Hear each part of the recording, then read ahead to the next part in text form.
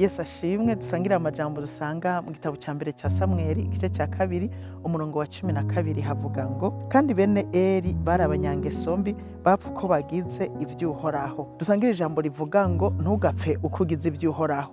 Aba bahungu ba Eli bari abaherezi hamwe na papa wabo mu nzu y'Uhoraho, ariko uko bariko barabikora babikora nabi, bakavanga no kuba bafise ingeso mbi, bakavanga no kubikora uko bitagezwe, ku buryo abaje no gutanga ikimazi babakoze ibyaha, bagasambanya abagore mu rusengero, babikorana ingeso mbi cyane. Kandi Eli nka se wabo yarumva amakuru yabo ko bakora bibi, akabahanura, ariko nta ngingo yafashe yico yokora. Hanyuma Imana irashavura cyane. Imana iragomba ko tugenza ibyayo uko yabitugeze.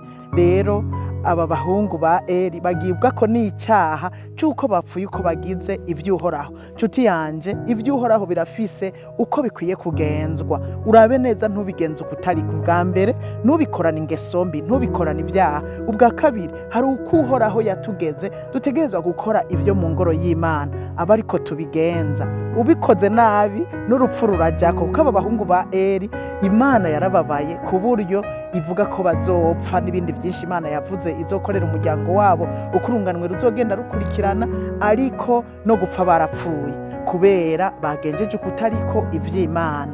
Rero nshuti yanje, nawe ndagusaba kugira ngo tube maso, ivy'Imana tubigenze uko bikwiye kugenzwa, ivy'Imana tubigenze uko ijambo ry'Imana ritubwira. Hariho uwundi yabikoze uko bitabereye arapfa, witwa Uza. Dusoma mu gitabo cya mbere c'ivyo ku ngoma mu gice cya 13. Imana yaramuhwikiye arapfa, aho yarashoreye inka yikoreye isanduku y'isezerano.